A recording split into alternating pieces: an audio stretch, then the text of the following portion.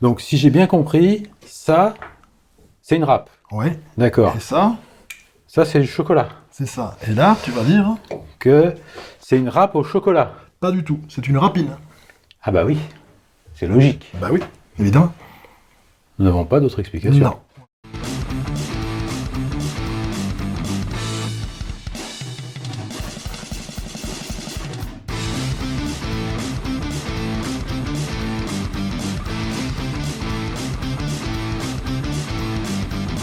Bonjour Michel. Bonjour Yann.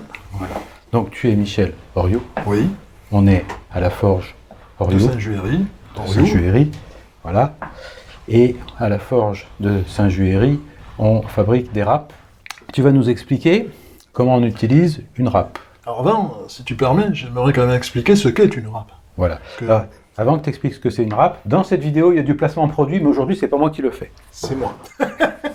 Non, vous faites ce que vous voulez de votre argent. Voilà. Nous, on est là pour essayer de vous donner des conseils. Faites ce que vous voulez de votre argent, mais vous achetez des râpes chez Oriot. Bon, il n'y a pas de placement de produit. Bien, donc, qu'est-ce que c'est qu'une râpe? Alors, souvent, les gens confondent lime et râpe. Ce sont effectivement, de par leur morphologie, de par l'architecture, des outils qui sont tout à fait similaires. La comparaison s'arrête là, puisque les matériaux employés pour la réalisation de chacun des outils sont différents. Et ensuite, sur une râpe, on va avoir à faire simple, des petits picots, alors que sur des limes, on va avoir des stries, soit dans un seul sens, dans une simple taille, soit croisées, donc des doubles tailles. Les traitements thermiques sont légèrement différents aussi. Pour faire simple, une lime est parfaitement adaptée au travail des métaux. Certaines limes particulières peuvent travailler le bois. Un cousin de la lime s'appelle l'écoine. Quant aux râpes, elles sont parfaitement adaptées au travail du bois, voire du marbre. Voilà. Les écoines, ça sert quand on fabrique les rabots en bois pour faire la lumière qui permet le passage de la lame Par et du exemple. coin, par exemple. Par exemple. C'est un exemple, mais ça parle bien aux gens qui font la musique. Tout à fait. Voilà en gros ce qu'est une râpe, on peut entrer un peu plus dans le détail s'il y a des questions. Yann, je sais pas. On va voir. Moi, je pense que c'est une vidéo qui va faire à peu près, je sais pas, 1 million de vues. Bien sûr, même. Tu sais pourquoi? Davantage. Tu sais pourquoi? Non, Parce que dans cette vidéo, il y a une fille. Si Elodie, tu veux bien te mettre là, comme ça, on va te voir. Voilà. Parce que, On dit deux mots d'Elodie au passage. eh ben, Elodie a rejoint l'entreprise il y a un mois et demi, le 2 octobre, si j'ai bonne mémoire. Elle s'occupe de l'administration des ventes, mais Elodie est très impliquée, et elle est formée, elle se forme, ça l'intéresse aussi à tout ce qui est des outils, de l'utilisation des outils, puisque c'est souvent elle qui sera en première ligne pour répondre à vos questions. Alors, des fois, pour l'instant, bien entendu, elle ne sait pas répondre à tout. J'arrive en deuxième ligne, et quand je ne sais pas, et ben à ce moment-là, je vais consulter le fabricant. Donc pour les râpes, je me consulte à moi-même. Pour les rabots et d'autres outils, ben, on va voir les fabricants quand on ne sait plus répondre. donc vous pouvez téléphoner à Elodie. Et vous êtes sage, vous essayez d'avoir l'air civilisé. À peu près. Voilà. Voilà ce qu'on peut dire très généralement sur une râpe. Quel type de râpe on va trouver? On va trouver des râpes qui sont dites plates. Alors chez nous, la râpe plate telle qu'elle existe à l'origine n'existe pas dans notre gamme. Et c'est une évolution de la râpe plate, pardon. Voilà, ah ben oui, voilà, on peut la faire voir ici. Voilà, merci.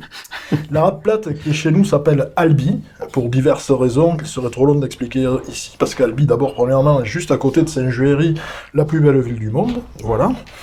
C'est une râpe qui a 2 grains de piqûre, un grain dit fin et un grain dit gros. C'est une râpe qui n'a pas d'angle, contrairement à une vraie râpe plate qui a un seul angle taillé. L'angle, c'est le champ, c'est le bord de la râpe ici, qu'on voit.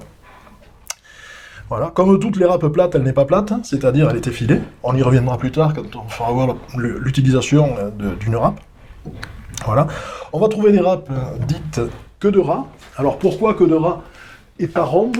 Tout simplement parce que, effectivement, sur sa partie centrale, elle est ronde, cylindrique plutôt, devrions-nous dire, et elle va être effilée sur le bout comme une queue de la sinistre bestiole préférée des Parisiens. Voilà, à partir de là, il peut exister d'autres râpes, type carré, mais surtout, on va trouver des râpes de section mi-ronde.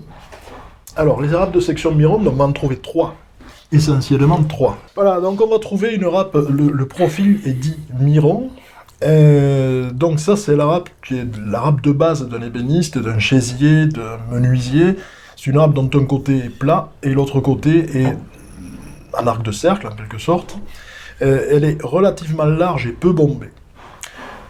Ensuite, on va trouver une râpe qui est essentiellement utilisée un petit peu dans tous les métiers. C'est une râpe qui est conçue pour plutôt de l'enlèvement de matière. C'est une râpe qui s'appelle râpe mi-ronde et dont le profil est mi-rond. C'est une râpe qui est plus étroite que la râpe fauteuil. Et on va certainement mal le voir à la caméra, je sais pas, j'essaye de faire au mieux, dont le profil est beaucoup plus prononcé. Une extension de la râpe fauteuil, certainement au début de la Révolution, au milieu de la Révolution industrielle, c'est une râpe effilée. Elle porte même le nom de râpe spéciale effilée de modeleur, c'est son nom de baptême. D'accord ? C'est une râpe qui est plus étroite qu'une râpe fauteuil. Fauteuil qui s'appelle aussi cabinette, ou qui s'appelle aussi chaisière. Cabinette, c'est en anglais, non? C'est en anglais. Ouais. C'est la râpe d'ébéniste, et en français, elle porte le nom aussi de chaisière, puisque c'est la râpe de base utilisée en menuiserie en siège, entre autres. Quoi. Voilà. Donc la râpe effilée est légèrement plus étroite encore que la râpe fauteuil et que la râpe mi-ronde, avec un profil normalement beaucoup plus plat, moins arrondi. Voilà. Et généralement, c'est une râpe qui, à longueur égale, doit offrir un grain de piqûre plus fin. C'est donc une râpe d'une plus grande précision. On n'utilise pas ces râpes-là pour un gros enlèvement de matière, c'est toujours pareil, il y a quelques exceptions, mais ce sont des râpes qu'on va utiliser réellement pour du travail de précision. Voilà, ce qu'on peut dire sur les quelques râpes. Après, il y a des râpes un petit peu particulières, je les fais voir pour la forme. Peut-être ça va pas faire l'objet de la vidéo. Une râpe qui est une extension d'une râpe fauteuil, c'est une râpe cintrée, donc dont un côté est concave, le côté concave n'est pas piqué.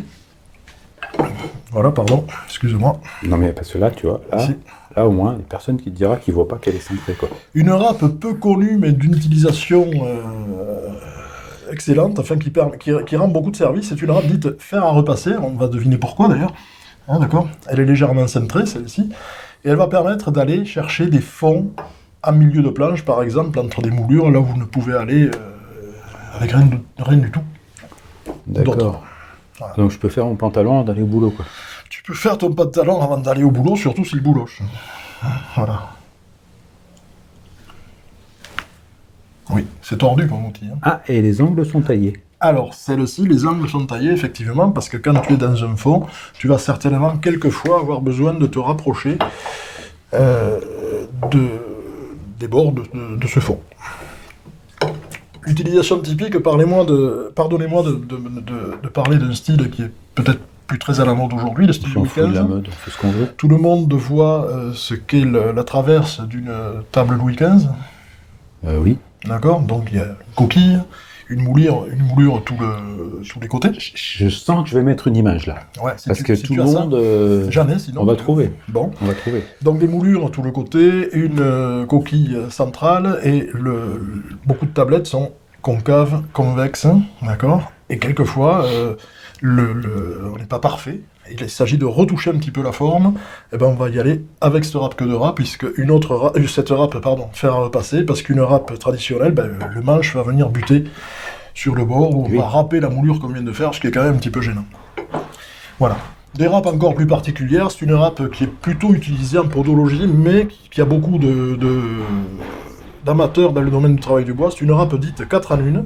C'est une râpe qui n'a pas de manche, qui a 2 graines de piqûre, un moyen et un gros, sur le côté bombé ou sur le côté plat. C'est la même façon le matin, tu vois, hein, le boulot, tu fais bien propre. Hein. Nickel, après il n'y a plus de tartre. Une râpe très particulière, dite râpe de serrurier.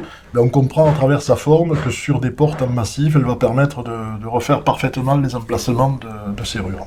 T'as la fourchette assortie pour couper le steak? Non.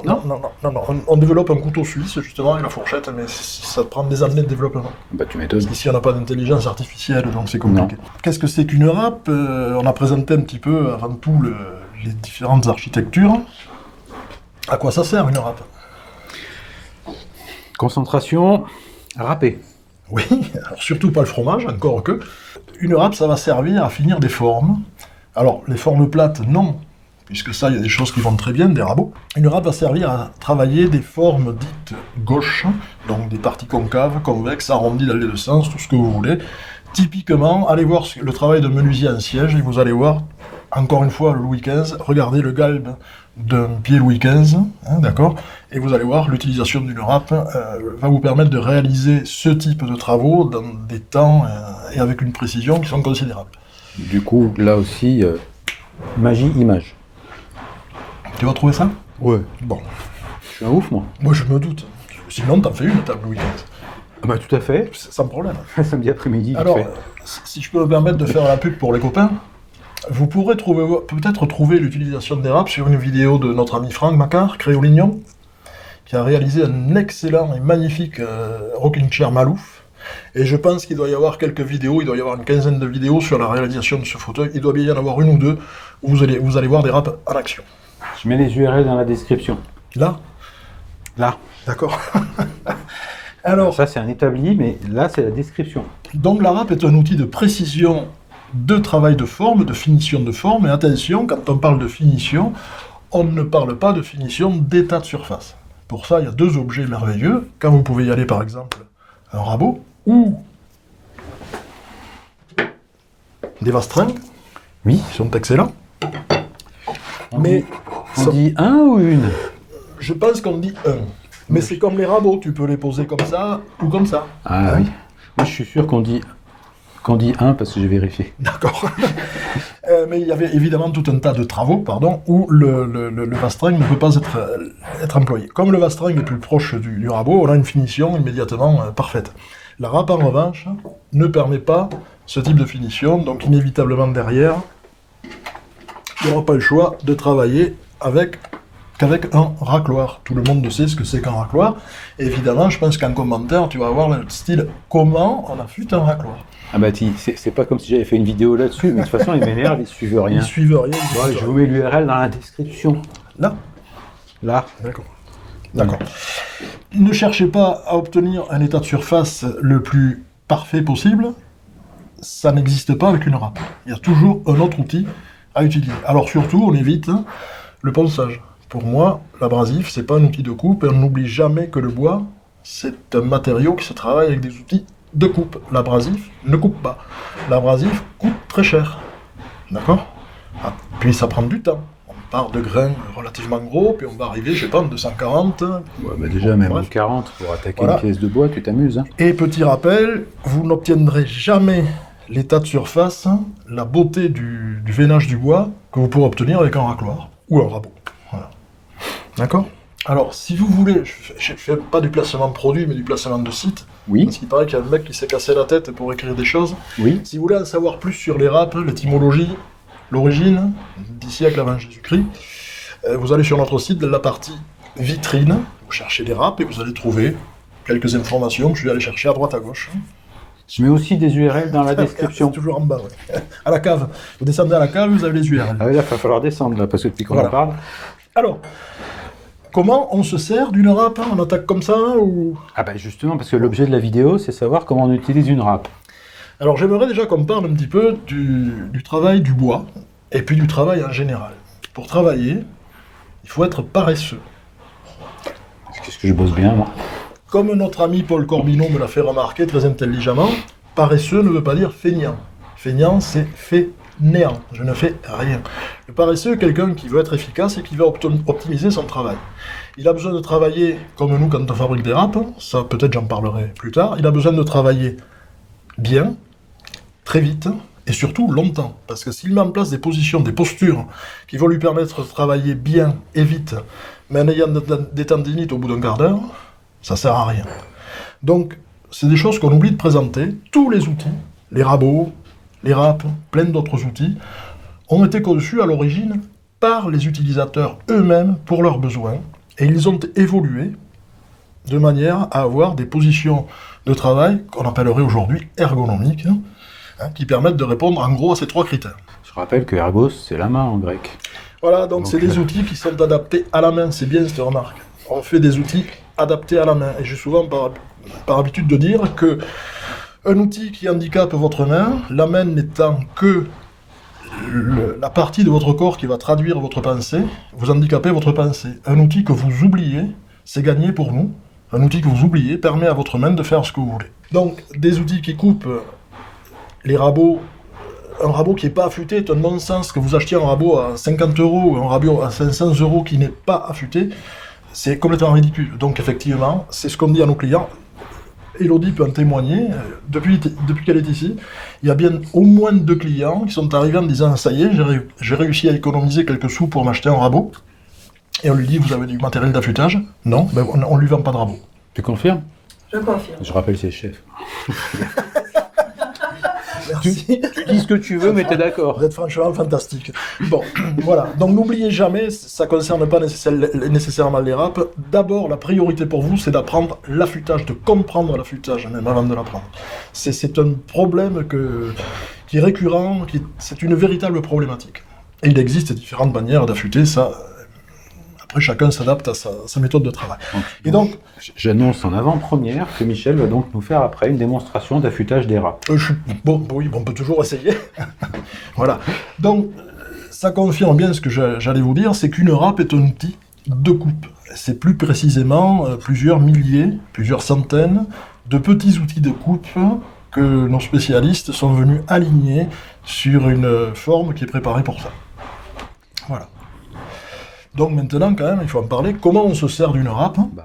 Donc, tu m'as tout perdu là. Bah, te dire que maintenant, tu vas enfin nous montrer. En général, quand on travaille le bois aux outils à main, la première des choses qu'on essaye de faire, c'est de travailler dans le sens du fil. Ah bah toujours dans le sens du fil. On ponce dans le sens du fil, donc on râpe dans le sens du fil. On ponce pas. Oui, bah vous non. Au racloir. Oui. Jamais on racle dans le sens du fil. Pourtant, on rabote dans le sens du fil. On rabote dans le sens du fil. Donc on râpe dans le sens du fil. Voilà. Tous les outils doivent travailler le bois dans le sens du fil, sauf au hasard. Oui, au hasard. Au hasard, la râpe. Exactement. Oh merde. Voilà. En revanche, la différence s'arrête là, puisque quand on veut travailler avec un outil, on travaille avec un rabot, on se met, si je dis pas de bêtises, mais il y a des spécialistes qui sont bien meilleurs que moi sur l'utilisation d'un rabot. On ne tient pas un rabot à 3 km de son corps, on le tient le plus près possible pour être en posture tout à fait correcte, bien assis au sol. Et alors, soit en biaisant, soit tout droit.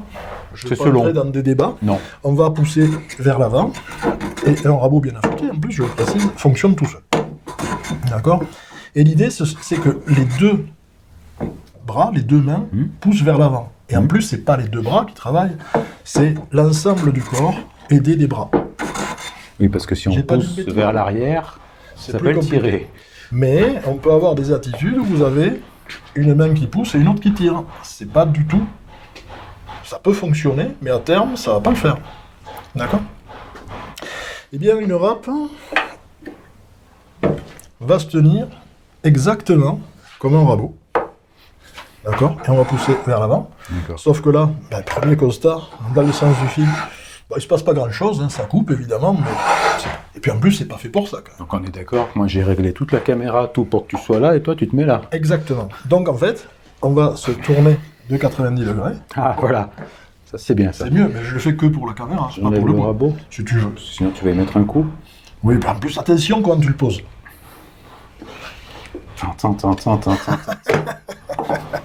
Voilà. Et surtout, il faut bien comprendre une chose, c'est qu'on n'utilise pas une râpe dans son sens longitudinal. D'accord ? C'est pas fait pour ça. La râpe n'est pas un outil de forme, c'est un outil de fond qui va couvrir, comme le rabot, une certaine surface. Donc la râpe se tient légèrement biaisée. Alors là, je fais voir pour les droitiers. Oui. On reviendra tout à l'heure sur autre chose, sur les gauchers. On va se tenir de manière à ce que les deux bras soient à peu près fléchis. D'accord ? Les coudes collent le long du corps. Si on est comme ça, on se fatigue. D'accord ?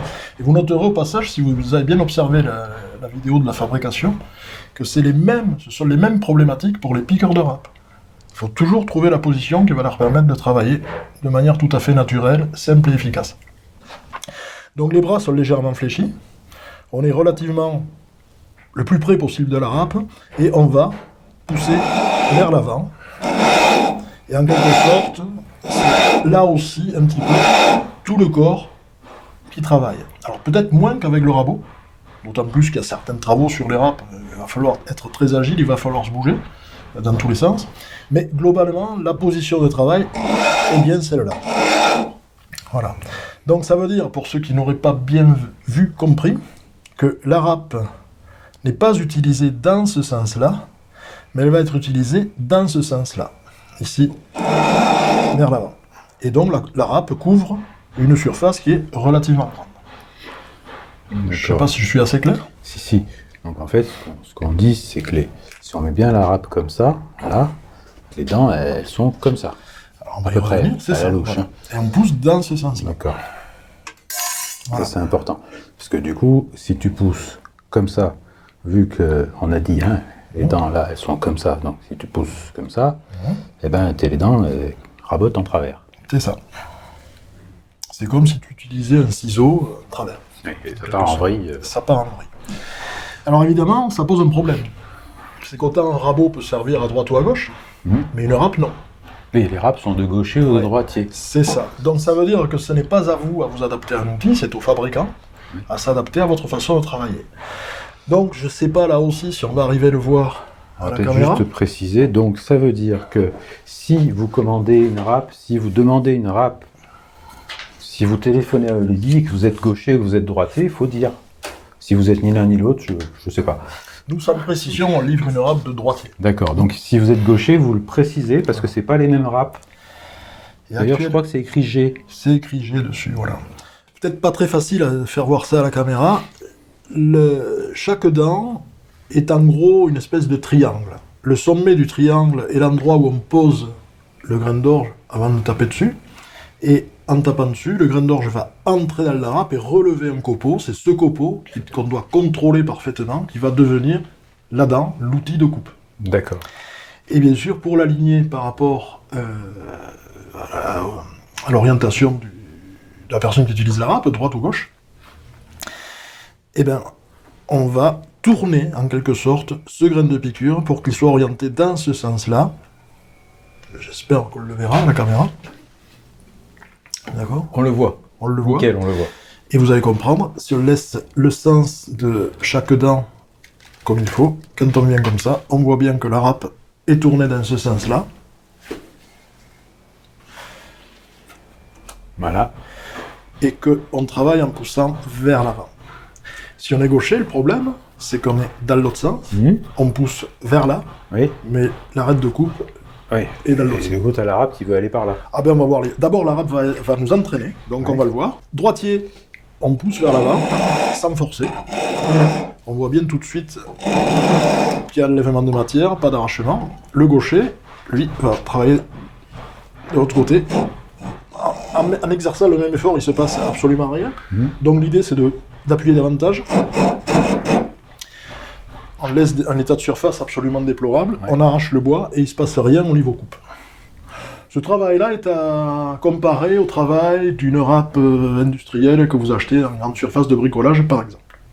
Donc, les râpes ne sont pas utilisables en tant que telles. Alors, beaucoup de gens nous disent « Ouh, vous faites de bonnes râpes !» Non, il y a erreur. On fait des râpes, et d'autres sociétés font des râpes inutilisables. Donc, c'est des objets en forme de râpe. Alors, on nous dit aussi est-ce que vos râpes, les râpes Piquenin ont une durée de vie bien plus grande que les autres râpes ? Pas du tout, elles ont une durée de vie moins grande. Parce que celles-là, on les utilise, et pas les autres. Voilà, bon, donc ça, c'était l'explication double.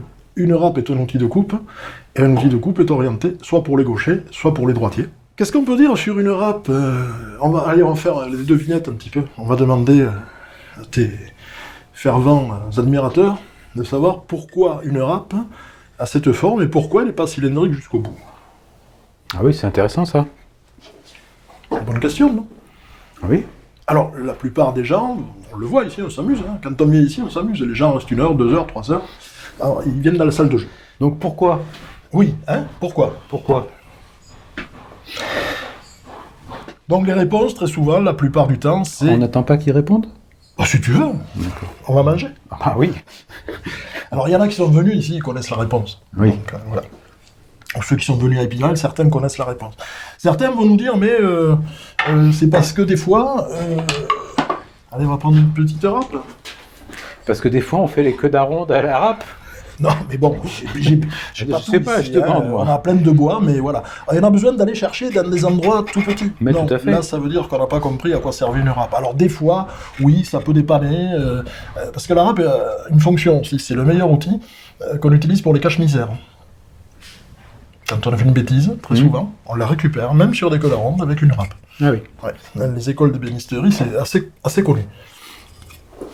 Voilà.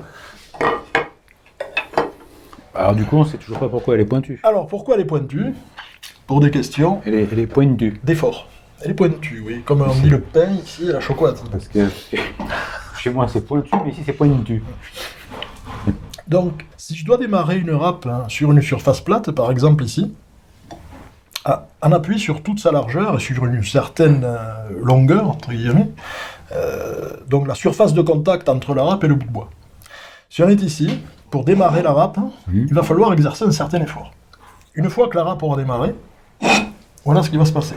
Oui. Donc les gens vont forcer beaucoup trop pour démarrer la râpe, et une fois que la râpe sera partie, on ne contrôlera absolument plus rien. Et Michel dans l'étagère. Et Michel dans l'étagère. Une petite analogie, en général, on l'a vu tout à l'heure, quand on démarre dans son atelier un aspirateur, dans son petit atelier de menuiserie, très souvent on voit la lumière pendant un certain temps qui diminue. Ouais, quand on a fait son installation électrique n'importe comment. Oui. Exactement, voilà, ce qui est souvent le cas. Et ça veut dire qu'on absorbe de la puissance au démarrage d'un moteur. Là, on absorbe de la puissance au démarrage du bonhomme qui pousse. Eh oui. D'accord. Donc la raison de ça, c'est qu'en fait, on ne démarre jamais le travail d'une râpe ici, on le démarre toujours au bout d'une râpe, puisque les surfaces en contact sont moindres, Et il y a moins de donc dents qui l'effort rentrent est dans- moindre. Eh oui. Et miracle de l'intelligence humaine, pas l'artificielle dont on parlait tout à l'heure, c'est que l'effort qu'on exerce pour démarrer avec une râpe est exactement le même qu'on va exercer tout au long de la poussée d'une râpe. Donc C'est la beau, quand même. forme de la pointe, elle est faite pour ça. C'est ça. Et mieux que ça, là aussi, j'ai fait voir une râpe tout à l'heure, j'ai dit qu'une râpe plate n'était pas plate, qu'une râpe queue de rat était effilée. Oui. Et en fait, c'est la même raison. Oui. Et on va vous faire voir quelque chose d'assez particulier. On va le voir, mais parce qu'en fait, oui, ça, moi, c'est la question que je me posais. Je me disais, dis donc, parce que moi, j'en ai une de chez moi de râpe. Elle est pas droite, ma râpe. Faut que je te la ramène en SAV. C'est ça. Parce qu'elle elle est au bout, et le bout, il est tordu. Tu as pu voir lorsque tu as filmé la fabrication qu'au traitement thermique, on contrôlait la déformation de la râpe. Attends, je veux juste vérifier tu vois. sur laquelle ça... Pardon, est-ce qu'on le voit un petit peu, peut-être, là? C'est pas évident Non, du tout. attends, vraiment dans le truc. Et toi, c'est t'as un moyen de quasiment- le voir? Alors, il y a un moyen très simple de le voir. On appuie ici. Voilà. Donc ça veut dire qu'elle est pas droite. C'est ça. C'est pas. Alors, la partie parallèle de la râpe, elle, est censée être plate. Hein. On fait du mieux que nous pouvons. Mhm. La partie pointe est légèrement convexe. D'accord. D'accord. Voilà. Et tout ça pourquoi? Encore une fois, pour réduire les surfaces en contact, pour diminuer l'effort. Évidemment, c'est bien la même chose sur le dos, puisque sur le dos, quand on va utiliser une râpe, on va bien attaquer sur le bout. Voilà, c'est le travail qui serait peut-être comparable pour les anciens mécaniciens à une broche de mécanique. Je sais pas s'il y en a qui voient, c'est un petit peu ça. Voilà. À mon avis, il n'y en a pas beaucoup. Hein. Je suis désolé, je commence à prendre de l'âge. Voilà. D'accord. Enfin, en fait, ce qu'on est en train de dire, c'est que moi, avant de te connaître, l'entreprise, j'étais convaincu que les râpes, c'était des outils relativement grossiers, et en réalité, non seulement c'est un outil de coupe, c'est un outil de précision, Ouais. et en plus de ça, il a une forme qui est étudiée de manière très technique. Ouais. Donc Ouais. c'est pas juste, Et- voilà. Beaucoup de fabricants, partout à travers le monde, ont complètement oublié cette notion-là. Donc il y a aussi ça, dans le prix d'un outil, il y a la transmission du savoir-faire, de l'expérience, de la culture, de l'histoire, j'ai dû le dire déjà. C'est important. Bon, faut dire Ça a un une coût. chose. Quand on parle de piquet main, puis qu'on regarde la surface d'une râpe comme ça fait quand même un sacré paquet de coups de poinçon. Ça donne, bien compris. ça donne une idée de la quantité de travail qu'il y a sur une râpe. On était à 31 opérations, il me semble. Oui, selon les râpes, Si on on va dire une trentaine. Voilà. Trentaine Si on- d'opérations. Si on sépare, si on scène de toutes les opérations, c'est en gros ce qui est, Ce qu'on a fait nécessaire pour l'exercice. réaliser une râpe. J'ai tout noté sur ma tablette. Comme à l'école. Fantastique.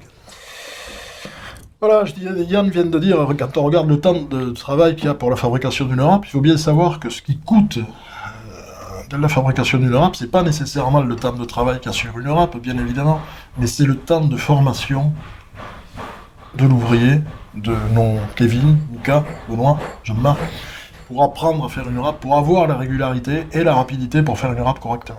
Oui, ce que tu m'avais dit, c'est 6 mois, 1 an à peu près avant qu'un piqueur on puisse vendre sa production. Probablement. Parce que avant, de toute façon, tout ce qu'il fait, vous le jetez. En gros, oui. En gros, il va commencer sur des plaques de ferraille toutes simples, plates, et puis il va... alors ceux qui viennent ici, des fois, peuvent avoir l'occasion d'essayer s'ils le souhaitent. Et s'ils y réussissent au premier coup, on les embauche immédiatement. Bon, ça c'était un petit aparté sur les râpes. J'en profite aussi pour dire que nos râpes ont des défauts, elles sont pleines de défauts. Ça aussi, les gens qui fabriquent des outils vous disent nos outils sont parfaits. Non, chez nous, non, ils sont pas parfaits. C'est-à-dire que si vous achetez une râpe aujourd'hui, vous allez prendre l'habitude de l'utiliser, vous allez un petit peu changer le sens en fonction du ressenti que vous avez au niveau de la coupe de la râpe. Et puis vous changez cette râpe de main, elle a été faite par un autre de nos spécialistes, et on va s'apercevoir qu'elle va couper un petit peu mieux si on change l'angle, parce que les dents seront orientées un peu plus ou un peu moins, voilà. Donc, c'est un outil, alors ça j'ai oublié de le préciser aussi, il n'y a pas comment dirais-je, de paramètres, d'informations techniques, on ne choisit pas une râpe en fonction de sa dureté, de ceci, de cela. C'est un outil qu'il faut acheter les yeux fermés. Enfin, pas pour le payer, hein, on n'achète pas n'importe quoi, mais un outil, il y en a ici une trentaine à essayer, hein, tu le sais, ceux qui sont venus à Épinal en ont déjà essayé. Un outil, ça se prend, ça s'essaye, et très souvent, nous, on a des personnes qui viennent ici, qui nous disent, voilà, je voudrais une râpe pour faire ceci, cela, donc là, on les guide sur un ou deux modèles de râpe, ils envoient un autre, cet outil leur plaît, ils l'essayent, on peut leur donner tous les arguments que nous voulons, ils se sentent plus à l'aise avec le troisième outil qu'ils ont vu, ce sont eux qui ont raison. Ils ont un meilleur ressenti, ils ont un meilleur ressenti. Ils sentent que ça leur permet de travailler. Et voilà. Exactement.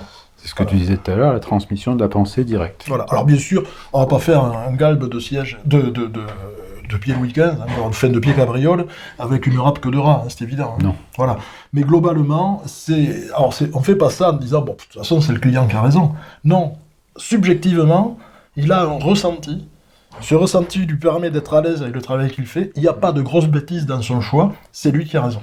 Oui, potentiellement, tu vas avoir deux personnes qui font exactement la même chose. Il y en a un qui va dire « je suis plus à l'aise avec la numéro 6 », l'autre avec la numéro 7, ou ce genre de choses. Voilà. Exactement. Donc on revient à l'utilisation d'une râpe un petit peu. On travaille du bout jusqu'au fond. Et surtout, on s'aperçoit, je vais volontairement lever ma main gauche, que l'outil coupe, n'arrache pas. Question de ressenti aussi. On va s'apercevoir que quand on est dans ce sens-là, il n'y a pas de problème pour travailler le bois. Quand on est dans ce sens-là, ça vibre. Évidemment, il y a un effort qui se fait vers le bas, l'établi nous renvoie, ça ne porte pas. Donc dans ce cas-là, il va falloir soit se tourner la pièce de bois, soit se changer de position, et on va toujours arriver à trouver la bonne position à travail. Quand on est sur le dos, je l'ai fait voir tout à l'heure, on va attaquer d'un côté, et on va faire ce mouvement-là, puisque la râpe est orientée à droite, les dents sont dans ce sens-là, et elles vont donc couper. Voilà. Le choix d'une râpe va se faire en fonction des surfaces de travail, des volumes de travail qu'on a à faire, et en général, en règle générale, le grain de piqûre, la grosseur de piqûre, la dimension de chaque dent, en quelque sorte, globalement est proportionnelle à la longueur de l'outil et à son usage. Je le répète, une râpe effilée de modeleur est en général un grain plus fin qu'une râpe fauteuil. C'est la base. Bon, après, il y a plein de variantes. D'accord ?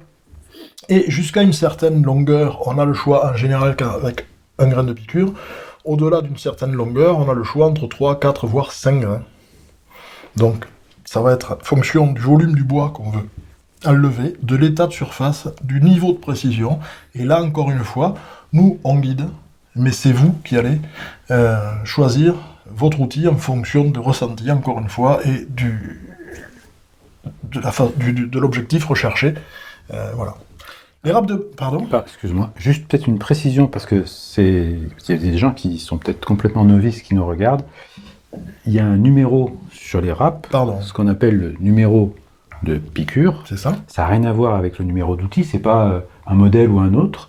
C'est plus le numéro il est grand, Et plus c'est fin, et plus il est petit, et plus on a une râpe qui va enlever de la matière rapidement. Donc ça va être une coupe plus efficace. Voilà, parce que le choix d'une râpe répond toujours à un compromis. C'est-à-dire avoir l'enlèvement de matière maximum par rapport à une épaisseur de bois à lever et un état de surface qui est le plus proche possible. Donc, souvent, des gens achètent une râpe grosse, une râpe moyenne, une râpe fine en disant « je vais améliorer l'état de surface ». Non, c'est pas pour l'état de surface.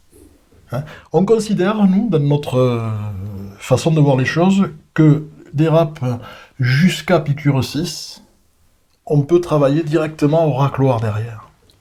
Les râpes plus grosses que piqûre 6, il va falloir peut-être utiliser une autre râpe plus fine pour travailler avec un racloir. Ou poncer. Mais non, il ne faut pas poncer. Non. On l'a dit. D'accord, Non. voilà. Donc oui, le numéro correspond au grain de piqûre et pas du tout à une référence quelconque d'un outil. Donc on choisit une râpe en fonction déjà de son architecture, une plate, une queue de rat, une fauteuil, une effilée. Hein, voilà. Très souvent, on peut dire qu'un sculpteur qui veut travailler sur des volumes va prendre une râpe effilée. Un ébéniste qui va sortir son pied directement carré à la scie à ruban, lorsqu'il veut finir le galbe, il va travailler avec une râpe fauteuil, piqûre fauteuil 300 mm, c'est sa longueur qui va déterminer le volume en quelque sorte, Oui, à la ça, surface. moi, par exemple, j'ai une numéro 10, fauteuil, je crois 250. Alors oui, c'est ou 225. Ou 225. Ouais. Non, je crois que je sais plus. En tout cas, une fois qu'on a dit tout ça, on a complètement déterminé de quelle râpe je parle. C'est Droitier. Voilà. Alors nous, quand on vient de nous voir ici, on a plutôt tendance à orienter les gens vers des râpes fines. C'est ce qui va leur apprendre à bien travailler avec une râpe. Donc on va partir sur une 225 piqûre 10. Alors la 225 piqûre 10, j'en dirai deux mots tout à l'heure. 250 piqûre 9, 300 piqûre 8. On est sur des râpes relativement fines et on s'aperçoit que naturellement, parce que les gens sont contents en principe, ils reviennent chercher une deuxième râpe et en général là, ils vont aller chercher soit beaucoup plus gros, c'est-à-dire pourquoi pas une râpe mi-ronde piqûre 3, c'est la plus grosse chez nous en termes de graines de piqûre, soit une râpe fauteuil en piqûre, là il y a du 4, d'accord ? Voilà. Soit au contraire, à l'opposé, c'est des gens qui vont avoir besoin de faire un travail de finition et ils vont aller chercher, pourquoi pas, des râpes beaucoup plus petites, des râpes effilées en 175 mm, piqûre 13, on est déjà sur du fin, ou plus loin, des râpes C'est tout fin. 150 mm les ongles en avec. piqûre 15, mais ça marche très bien. Ça marche très très bien. Voilà. Et mieux que de l'abrasif collé sur du carton. On ne ponce pas les ongles. Bon, maintenant, allez essayer de trouver une lime à ongles en acier. Hein, voilà. Voilà. La 225 piqûre 10. Alors, excusez-moi d'en parler, mais c'est ma râpe préférée. C'est ma râpe préférée, pourquoi ? Alors, bien sûr, n'allez pas essayer de faire, encore une fois, un pied cabriole avec une 225 piqûre 10. Qu'est-ce qui me l'a piqué, ma 225 piqûre 10 ? C'est bien, encore. Elle est là.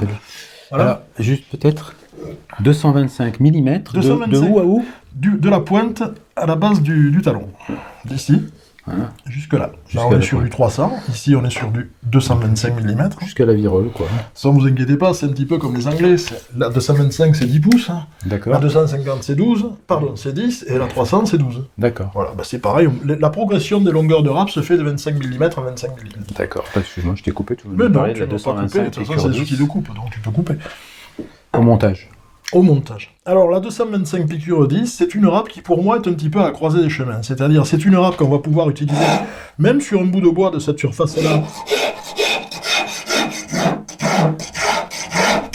C'est une râpe qui va faire le boulot, Oui. d'accord ? Mais c'est aussi une râpe qu'on va pouvoir utiliser, pourquoi pas, sur une crosse de fusil, pourquoi pas sur une forme de chaussure. Il y a des formiers qui travaillent avec des râpes. Il n'y a plus beaucoup de formiers aujourd'hui. Et l'intérêt, c'est que là, on va pouvoir prendre sa râpe quasiment à pleine main et pouvoir faire... On est beaucoup plus agile car on contrôle le mouvement d'une part de sa main, enfin droite ou gauche en fonction de son orientation, et on peut aussi contrôler le bout de bois et donc faire des arrondis de manière beaucoup plus facile. Cette façon de travailler intéresse aussi quelqu'un qui voudrait reprendre, par exemple, alors je fais un appel là, on a un numéro 4 avec un manche cassé. S'il y a des gens c'est qui la veulent première utiliser ère. des râpes pour nous faire un manche, on est volontaire, il n'y a pas de problème. Ça va permettre de pouvoir travailler sur un manche de canif. On a des couteliers qui achètent des râpes de ce style-là. Alors bien sûr, on ne va pas faire un pied cabriole, encore une fois, avec une râpe de 125, mais elle peut aider dans ce sens-là. Donc c'est une de mes râpes favorites. D'accord. En fait, vous en foutez de ce que j'aime ou pas. Non? Moi, j'aime bien le dire. Voilà, c'est tout. Bah, écoute. On a Non, oublié écoute. peut-être plein de choses, mais en tout cas, et une râpe, comment ça s'entretient. Ah oui! Ah oui. Ah oui. Mais oui. Ah ouais. Alors, d'abord, une précaution importante, on ne pose jamais ces râpes l'une sur l'autre, vous allez flinguer toutes les dents d'un coup. Il n'y a aucun problème là-dessus. C'est valable aussi avec des râpes que vous auriez achetés en GSB, c'est le même problème. Mais enfin, vous n'en achetez pas. Non. Bon, on est d'accord. Jamais de râpes dans une boîte à outils, dans une caisse à outils. On va suspendre ces râpes, soit pourquoi pas, comme chez nous, sur un tableau aimanté, soit en faisant des... Sachant que c'est des pièces de bois qui sont aimantées. Hein. Bien sûr, on ne pose pas sa râpe sur un aimant. L'aimant est encastré. Il paraît qu'il y a des gens qui ont des défonceuses qui vont bien pour ça. Oui. Hein, voilà. Tu pourras faire une vidéo, c'est comment faire un présente-toi pour les râpes. Bah voilà. Et tu cherches des idées, écoute, moi j'en ai. Écoute, bon, ça, je cherche plus de temps que d'idées. Hein. D'accord. Voilà. C'est la très grande précaution qu'il y a à prendre en considération. La deuxième chose à savoir, c'est qu'une râpe, c'est un acier au carbone, et l'acier rouille. Ça va aussi être accentué par le fait que certains bois, type chêne, ont des tanins très agressifs. Donc dès qu'on a fini d'utiliser, un petit mot quand même, tous vos outils, votre façon de travailler, vous travaillez en loisir le samedi après-midi dans votre atelier. Vous avez décidé d'arrêter votre après-midi vers 18h30 pour l'apéro. Vous ne travaillez pas le bois jusqu'à 18h30. J'aime ton point de vue. Ouais, Ah oui, non, j'aime bien. C'est bien ça. d'accord. Un peu tard pour l'apéro. D'accord. Bon, un peu tard pour la... Ben oui, c'est Ah sûr. oui, oui, attends. c'est sûr. Ah oui, boire et consommer avec modération. Ah bah, est-ce qu'on a parlé d'alcool? D'accord, On pas a du parlé tout. d'apéro. C'est ça, voilà. Non, moi j'ai perdu le fil maintenant. Bah, t'expliquais qu'on arrêtait. Ah oui, on avait alors, décidé pour d'arrêter tout, à 18h30. voilà, on n'arrête pas de travailler le bois à 18h30, on arrête à 18h, 18h15, et là on va avoir une petite corvée d'affûtage pour les rabots, pour les ciseaux, pour les gouges, pour des planes, de manière à pouvoir revenir dans son atelier le dimanche matin, et avoir des outils qui sont efficaces immédiatement, Oui. pour les protéger de la rouille, pour nettoyer ses râpes, on fait tout ça avant de quitter son atelier. C'est respecter vos outils, ils vous respecteront. Voilà. Donc l'entretien d'une râpe, on va essayer d'en prendre une qui est un petit peu sale. Notre râpe fauteuil en piqûre 300. On va prendre une brosse. Alors jamais, jamais, jamais de brosse métallique. Pas de brosse en acier, pas de brosse en laiton. D'autant plus que les brosses en laiton, 9 fois sur 10, c'est de l'acier laitonné.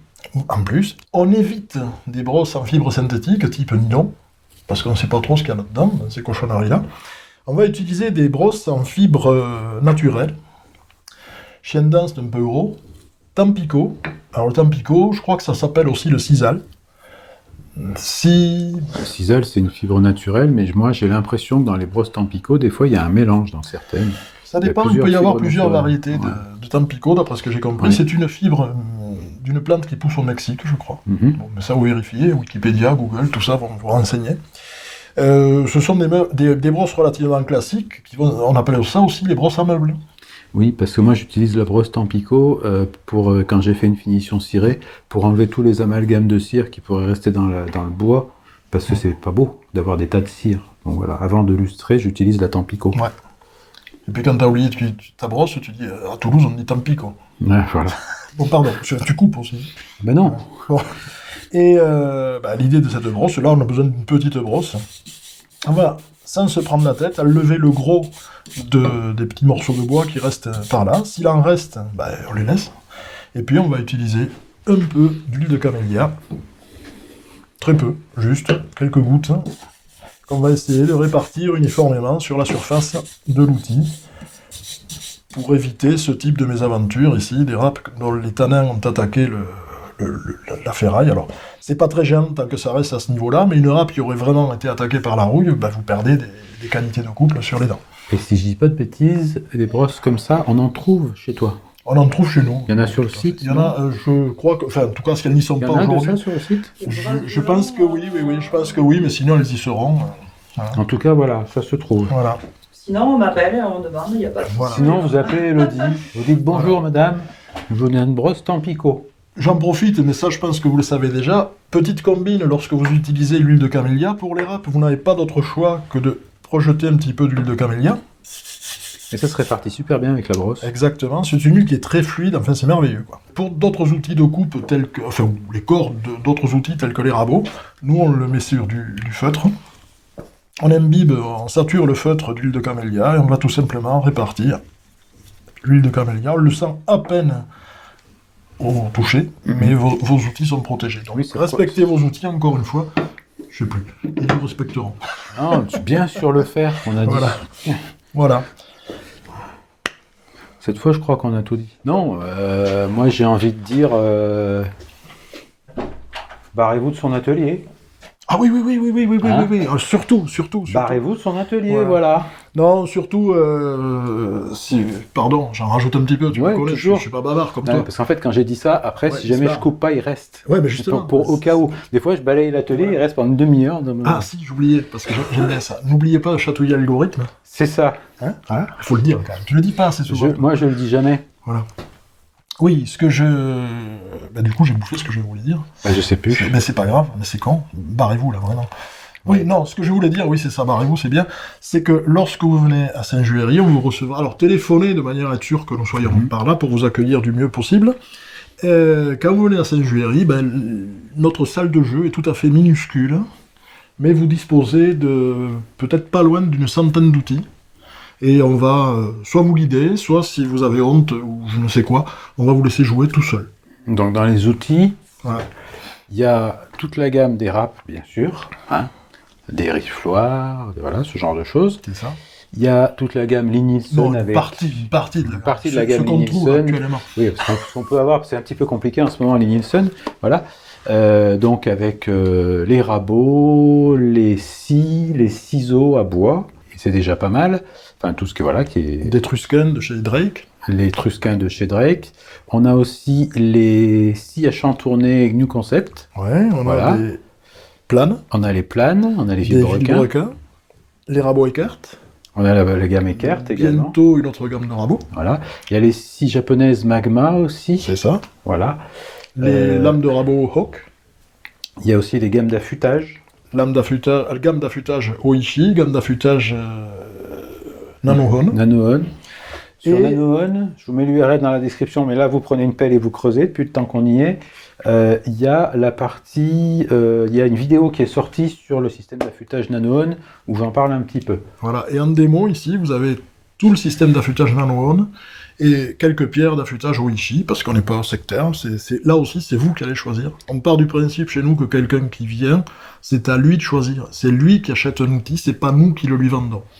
Donc ça veut dire que tu peux venir avec ton petit rabot pour voir si la pierre que tu veux acheter, elle affûte comme tu as envie. Oui, et on recommande aussi à des gens qui vont vouloir choisir une râpe, pour une utilisation particulière, de venir avec leur bois et le travail qu'ils sont en train de réaliser. C'est la meilleure des façons d'appréhender une râpe. Voilà. Donc si tu es en train de faire un bahut normand, eh ben, tu peux venir avec. Voilà. Donc, quand vous venez ici, vous pouvez nous dire, ici, barrez-vous de mon atelier. Ah ben c'est le mot de la fin. Merci Michel. Merci à vous tous, et merci à toi Yann.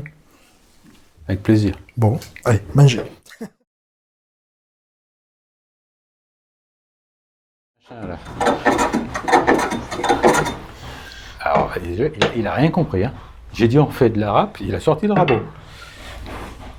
Bon. Et ça fera au moins un truc net sur cette vidéo. Attends, ne bouge pas. Hein. C'est bien que ça qui sera net, moi je suis pas Il très... faut ce qu'il faut. Ouais. Je passe derrière la star, hein. Jamais devant la star. Pas de star ici. Pardon monsieur, je suis passé devant la star. Ah oui, je suis désolé. Qu'est-ce qui t'arrive? Bah, elle est redescendue ma caméra. Ah oui. Je l'avais montée, qu'est-ce qu'elle me fait? À mon avis, je l'ai redescendue parce que je suis complètement Non, largué. mais t'as dit que j'étais une star, donc en fait, c'est la seule caméra qui s'incline devant les stars. Donc, le Vastring est excellent dans des travaux en bois de long, par exemple sur une traverse de chaise. Dans des travaux même. Des travaux, qu'est-ce que j'ai dit? T'as dit des travails? Ouais, mais tu me fais coucher tard, toi, donc c'est terrible. Alors là, je peux dire, il va y avoir du Non, commentaire. laisse tomber, je raconte des bêtises. Voilà. Et après tout, hein, merde. Hein, on va pas gaspiller. On n'a pas gâché. Non. Non, c'est du au lait, mais... Bon, en tout cas, on s'est bien éclaté. Ouais.